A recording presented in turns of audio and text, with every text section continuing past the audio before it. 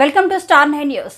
అగ్నిమాపక శాఖ వారోత్సవాల్లో భాగంగా చివరి రోజున నరసరావుపేట అగ్నిమాపక కేంద్రంలో అగ్ని ప్రమాదాలు వాటి నివారణ పద్ధతులపై అవగాహన కార్యక్రమం నిర్వహించారు.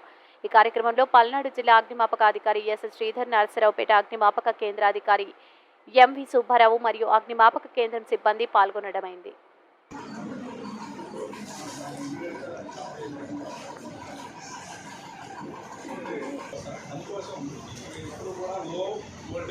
మీడియం వోల్టేజ్, హై వోల్టేజ్ అని 3 రకాలుగా ఉంటుంది. అప్పుడు బేసిక్ టైంలో ఫైర్లు అవుతున్నప్పుడు మనకి ఎక్స్ప్లెనేషనే కావాలి ఇది కాదు. మనం ఎప్పుడైతే ఇనీషియల్ స్టేజ్లో చూసామో ఫైర్ని ప్రాథమిక దశలోనే చూసాము. దాన్ని అట్లా మన దగ్గర ఉన్నటువంటి ఎక్విప్మెంట్ ఆడుతుంది. ఏదైనా మనకి ఫైర్ అవుతూ ఉంటే గట్టి అట్లాంటిది ఏదైనా ఉంటే కనుక దాన్ని తీసుకుపోయి దాని మీద జస్ట్ మనకి సేఫ్ సైడ్ దాకా అదివైతే కనుక అటువంటి ఫైర్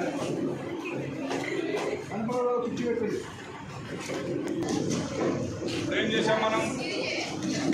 చిన్న ఫైర్ అవుతాం చేసాం, ఆక్సిజన్ సరఫరా అనేది కట్ చేసాం.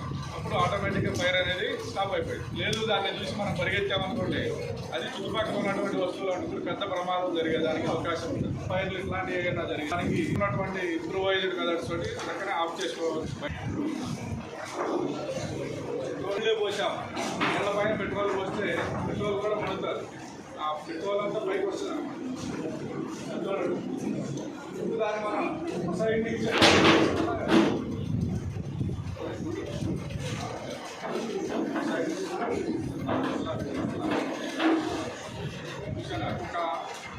లేదా మర్చిపోవడం ఇంకోవడం జరుగుతూ ఉన్నప్పుడు అది ఇంకొకసారి ఆయిల్ కూడా బాగా మరిగిపోయి దానికి ఫైర్ క్యాచ్ అయ్యి అది కూడా మండిపోతూ ఉంటుంది. అటువంటి సందర్భాల్లో మన దగ్గర ఆ బాడీకి సరిపడేటువంటి మోత ఉంటే కనుక ఒక సైడ్ నుంచి పెట్టాలి. విదేశాలకు తీసుకెళ్ళి మళ్ళీ మనకి ప్రమాదం జరిగే అవకాశం ఉంది. కాబట్టి ఇట్లా సైడ్ నుంచి దానికి తోసేస్తే దానికి జరిగేటువంటి ఆక్సిజన్ సరఫరాని మనం కట్ చేసాం. మనకి ఫైర్ కావాలంటే 3 ఉండాలి. ఎయిర్లో ఉన్నటువంటి ఆక్సిజన్ ఉండాలి, అలాగే మండడానికి కావాల్సినటువంటి పదార్థం ఉండాలి. అది గ్యాస్ కావచ్చు, లిక్విడ్స్ కావచ్చు, సాలిడ్స్ కావచ్చు, అలాగే హీట్ కావాలి. ఉంటేనే ఫైర్ అవుతుంది. ఆ మూడింట్లో దానికి. నమస్కారం అండి.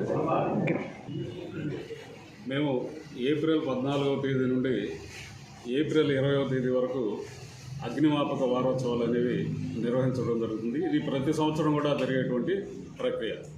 మేము ఈ వారం రోజులు కూడా సమాజంలో ఉన్నటువంటి అనేక వర్గాలకు చెందినటువంటి ప్రజలకు మేము ఫైర్ అవేర్నెస్ ప్రోగ్రామ్స్ అనేవి కండక్ట్ చేసి వాళ్ళలో అగ్ని ప్రమాదాల గురించి అవగాహన కల్పించడం జరుగుతుంది.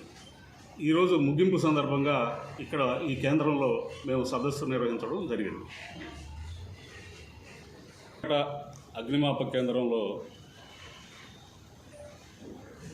నరసరావుపేట అగ్నిమాపక కేంద్రంలో వివిధ రంగాలకు సంబంధించినటువంటి ఉద్యోగులను కానివ్వండి, ఆ వ్యక్తులను మేము ఆహ్వానించడం జరిగింది.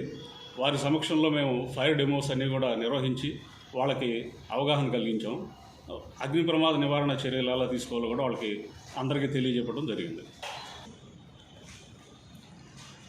నమస్కారం అండి, నా పేరు ఎంవి సుబ్బారావు. నేను station fire officer, Narasaraopet fire station.